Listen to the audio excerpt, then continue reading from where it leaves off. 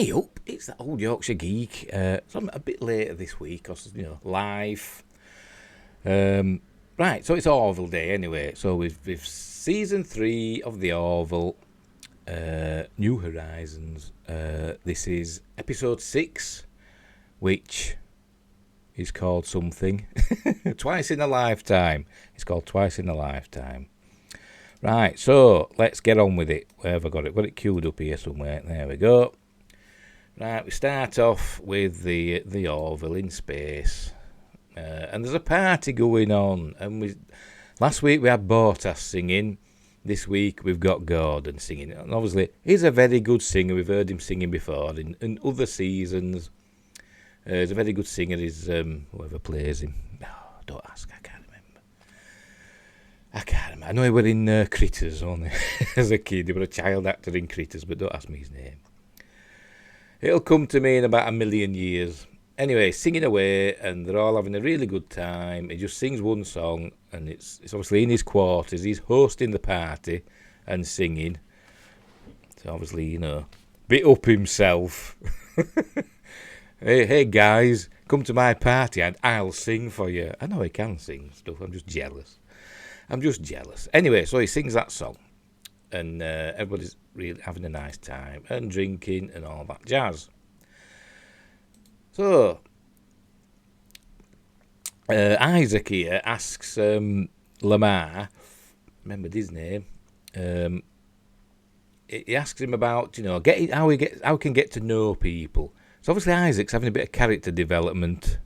By the way, hello, I'm in the screen. Look, hang on, I forgot something, haven't I? I forgot to add something to the screen. Where is it? There we go. A bit of that. Don't forget to like and subscribe and share the videos and all that stuff. Use the notification bell and that'll tell you if I go live. I don't go live very often these days, but I will at some point. Where were we? Isaac's asking Lamar about relationships, basically, how we get to know people, how we become friends with people, and basically Lamar just says, ask them about their hobbies and stuff like that. Be yourself. So that's that.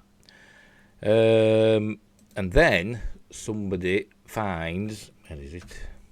Here we go. It's Ensign Burke, played by the yummy Anne Winters. She finds, for God's sake, a phone. I don't understand. It doesn't make a great deal of sense. She finds a phone on the table, and she asks, "What's this?" And Gordon says, "It's called a cell phone." That's what they call them in America. Over here, we call them mobile phones, or just mobiles for short. But anyway, she asks what it is, and for some reason, he's had it replicated. It was found in a time capsule on Earth from the year, 2015 or something, from the early 21st century. And for some reason, he's interested in it, and he liked the pictures of the woman that were on. I think she's called Laura or Lauren or something like that.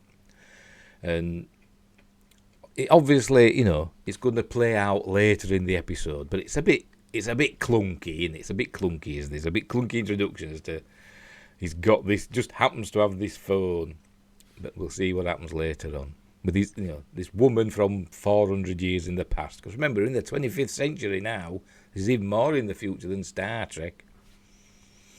But anyway, so that's that. Right, there we go. So he looks at some pictures of the woman on the phone. It's obviously he's in love with her, even though she's, from times gone by. Then decides to take a selfie. So let's, here we go. So Bortas is there, and we see Bortas's lovely smile. There we go. So I must admit, that is quite funny. Right, so I've got chewing gum in. Not very professional, is it? Hang on, get rid of it. Sorry, I've been out today in the car to the supermarket, and I'm one of these people that's always got to have driving gum. I've always got a piece of gum in my mouth as I'm driving. I don't know why, I just have. And I forgot to take it out when I got back.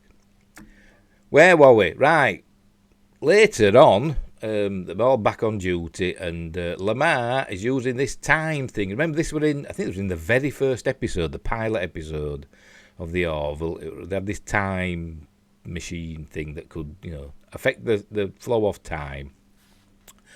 And Lamar has improved on it. Him and somebody else have. It might have been Isaac. I can't remember.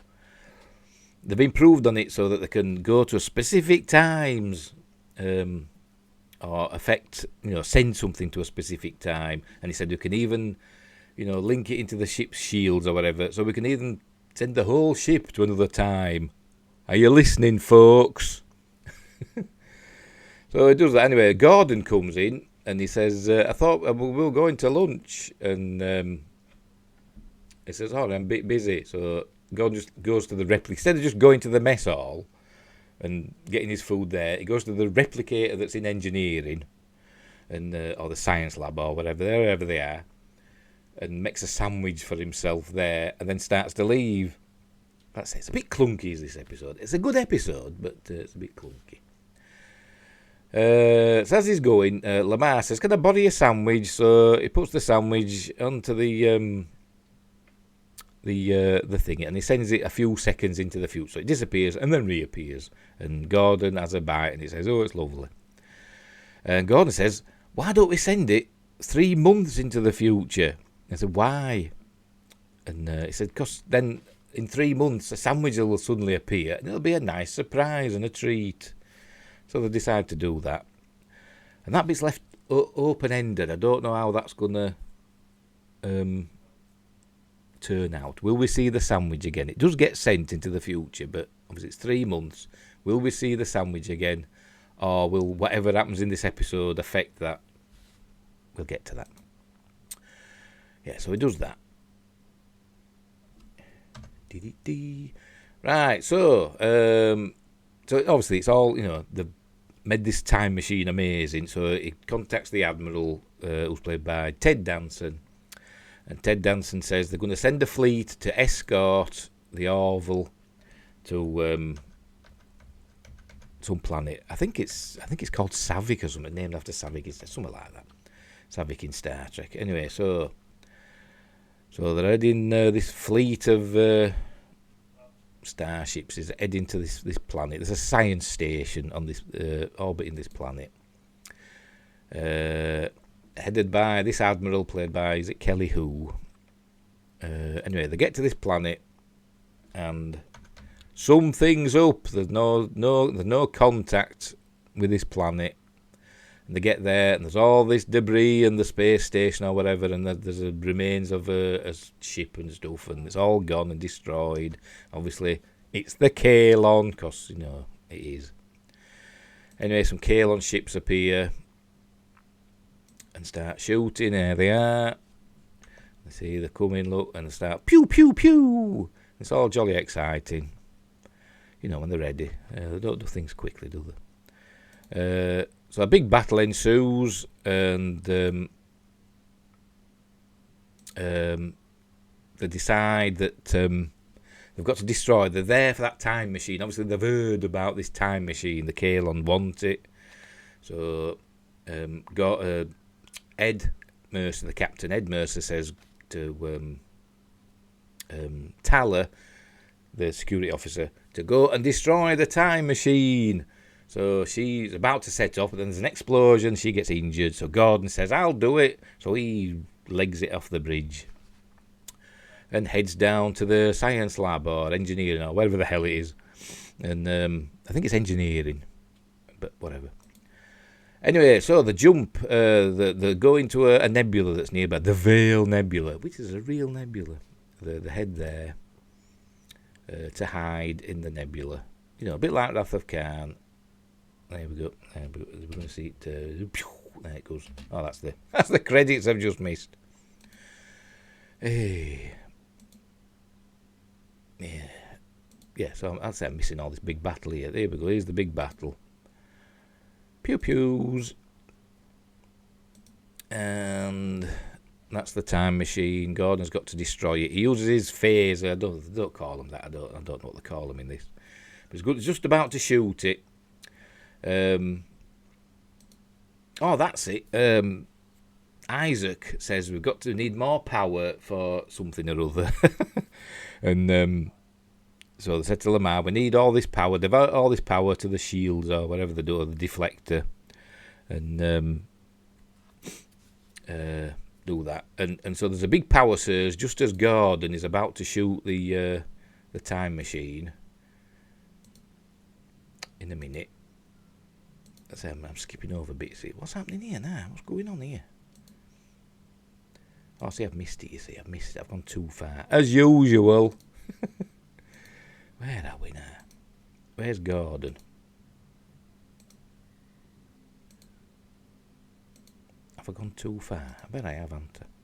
Bet all this happened before the bloody credits. I'll find it in a minute. Anyway, the upshot, Gordon's about to shoot it. There's a power surge, and a big white flash, and there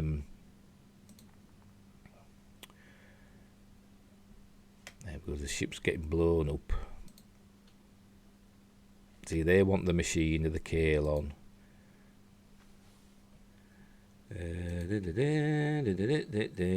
We'll get there. There, that's Gordon running to engineering, or the science lab, or whatever it is. There is that's engineering. That's their not Dyson sphere. What they call them now?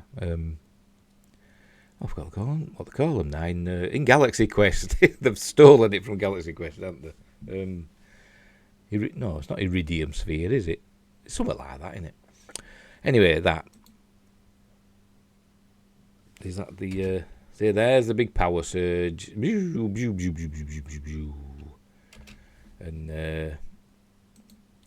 basically Gordon's disappeared. But then I can't remember what happens then. They get away. Oh, because they go to the nebula. They hide in the nebula. And that's where they find that Gordon's vanished. And then they get a message not through subspace, like a radio message that's been travelling for 400 years, and it's from Gordon in the year 2015. So it's on Earth in the year 2015. So this is them working out what's happened. So obviously the power surge threw Gordon back, and they find out that he had this phone. Obviously, Charlie and Bortas tell him that he had this phone from 2015. So Isaac says, well, time, has a mental element as well. So if he were thinking about that time when the power surge happened, the chronometric particles or whatever could have sent him back to that time. So basically, they've got to go back and get Gordon. He'd been I think he'd been on Earth for about a month at that time. Anyway, so obviously the timeline's changed slightly, not entirely, but it is changing. They find there's a Gordon Malloy that died at age 96, obviously in the late 21st century. But time is kind of fluid, so it's still in flux. Obviously, there haven't been big changes yet, but if they don't do anything about it, the timeline will alter irrevocably. So they decide they've got to go back and get him. So that's what they do. They sort out the as said earlier, they could widen the field so they could send the whole ship back in time. So that's what they do.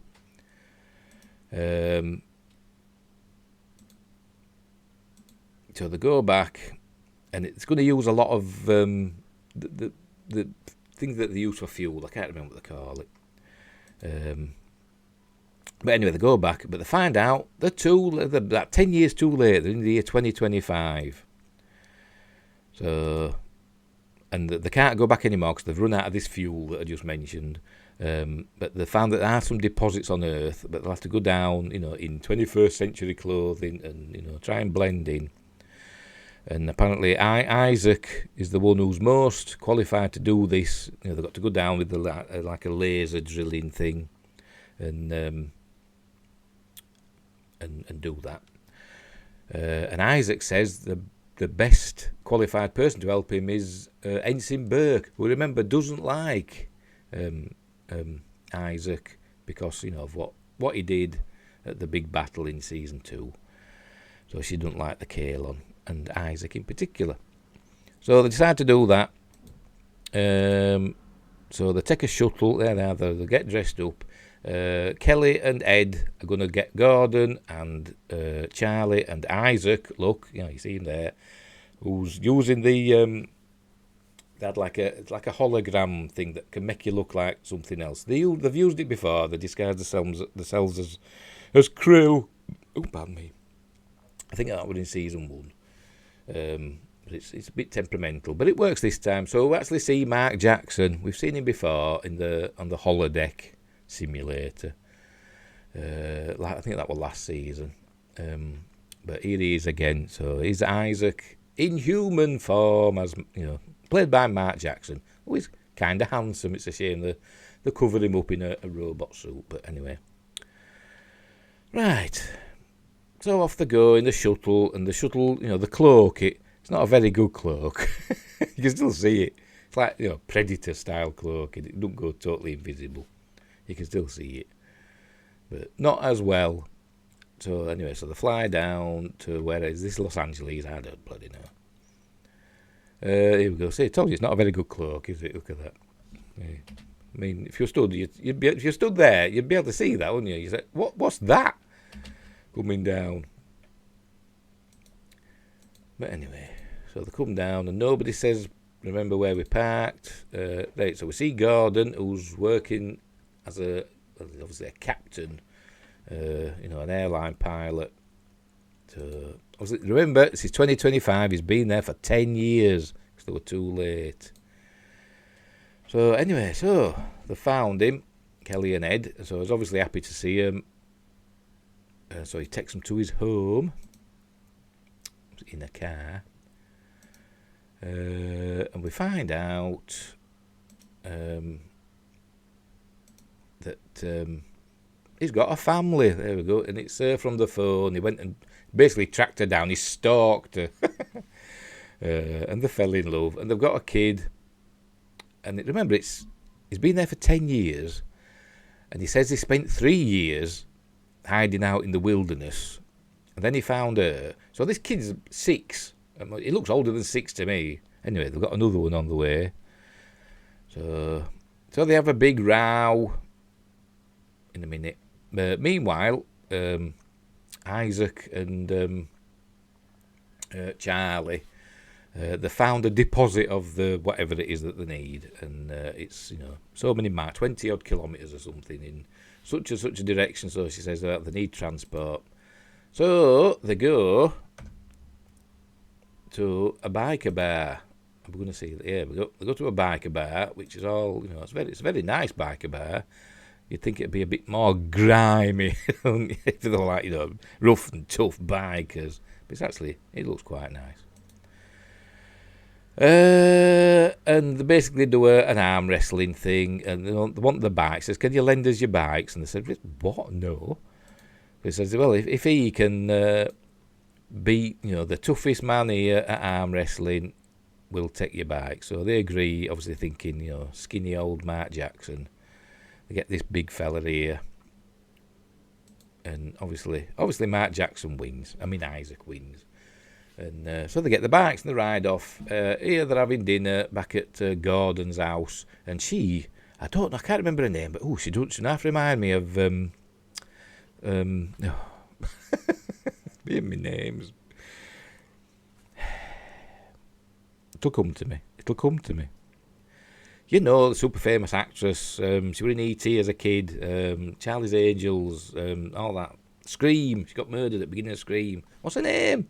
She reminds me of her anyway, but it's not her.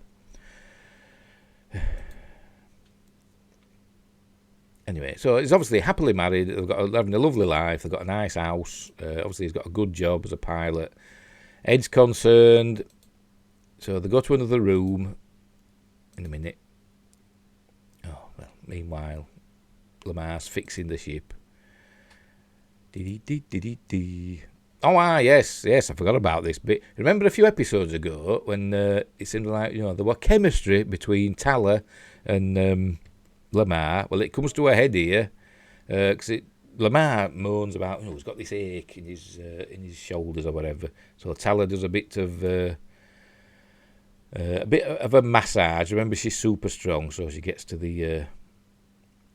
She cures him well, and they're all going, ooh, ah, and all that, and everybody's looking up.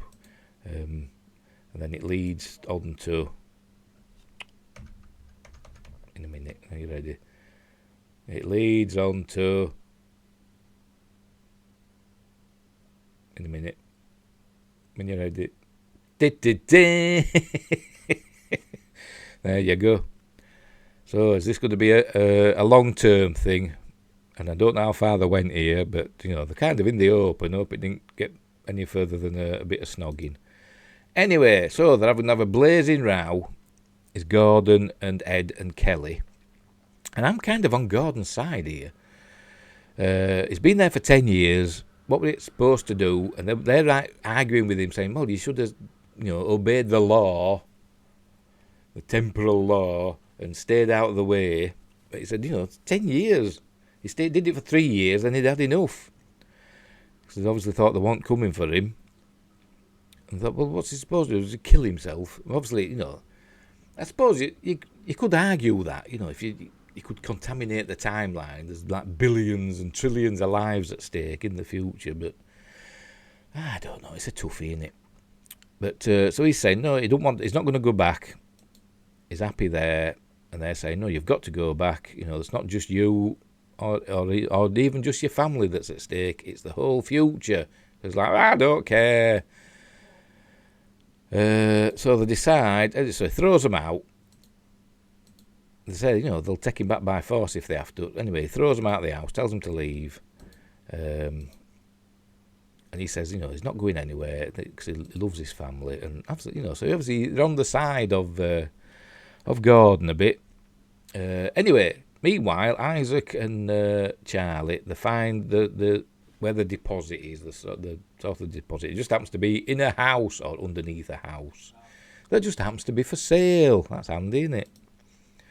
So they find the realtor, as they say in America, just happens to roll up just as they're looking, and she agrees to show them round.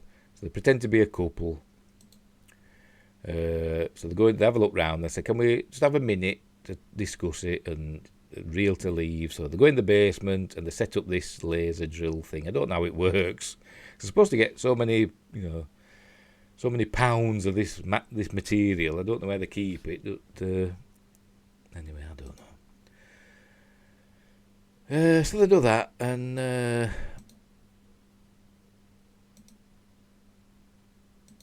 are we? It's basically.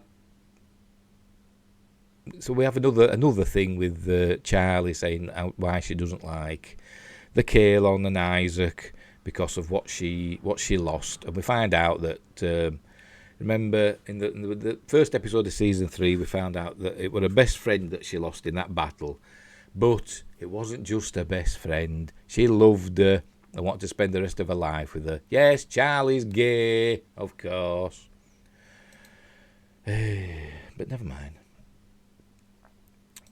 So that's why. So anyway, Isaac says, "I'm sorry, what else can he do?" Anyway, so a few hours later, it's night time. They're all sat watching telly. Gordon's got a new guitar. Look, or is this the same guitar but for and does it? Ooh, don't noodle me. So he goes. There's a knock on the door. He goes to the door, and it's Ed and Kelly again. They brought Tala. Who's obviously super strong. So they have another blazing row. He says he's not going, and he pulls a gun on him. In a minute, I'll show you in a minute. Are you ready? Oh, for God's sake, never mind. Tala comes. Obviously, she could, subdue him easily with a super strength. But he pulls a gun on him. There you go. And he tells him to go. So they go. They decide not to force the issue. I think Gordon's prepared to take his family and just leave. anyway, they find out that Isaac communicates with them, says we've got the material, so they're heading back to the ship. So they all go back to the ship, and they decide, oh, she's just like her, doesn't she? What's her name? Oh, it's not tip of me tongue. Top tip of me tongue. You know, she's super famous. It's not her anyway, but she's very pretty. Anyway, where were we? So they go back to the ship. Yeah, the ship's parked, you know, just on the other side of the moon. It's like peeking over, looking at the Earth. Hello. Hello, Earth. Somebody with a telescope could probably see that, if they just had to be looking at the right time. But anyway, never mind. Right, so they've got this this fuel. So instead of just going back to the future, they decide they're going to go back 10 years and they're going to get Gordon, you know, before he meets his family and all that. And you think, oh, that's a bit cold, isn't it?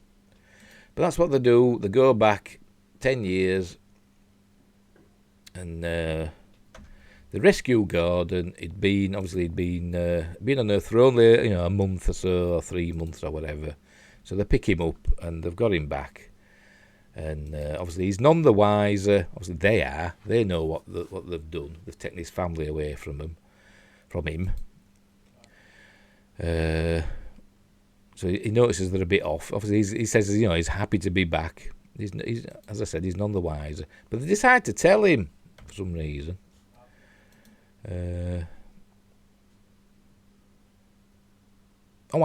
Meanwhile, they head back to they go back to the 25th century. But doing it, hang on, let's get to it. They do go back, but we'll get there. There we go. Oh, they do this that thing at because they've got to go. That's it. I remember now. I'm hopeless. I'm not very good at these reviews, am I? Going back the 10 years had broken the time machine. There we go. It's broken and it's unfixable. Oh, he said, well, it could take me 6 months to fix it. But then it decides, Lamar says, but we need to go forward in time, which is easier than going back in time, because going forward we just need to go fast enough and do something or other, and time dilation will take over. And if we just get it just right and go fast enough, far enough, fast enough, we'll end up back in the 25th century. So that they decide that to go 200 light years at nearly the speed of light, and using the quantum drive and all that. 200 light years one way and 200 light years back, and so they end up back on Earth in the 25th century, and it works. It works. So they end up back in the 20th. There we go. That's them doing that.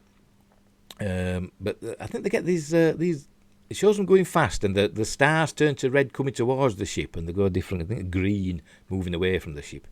But that wouldn't be right, would it? If they were Doppler shifted, you know, on the spectrum, they'd be red shifted away and blue shifted coming towards, wouldn't they? They did that in the last Starfighter in 1984 or whenever.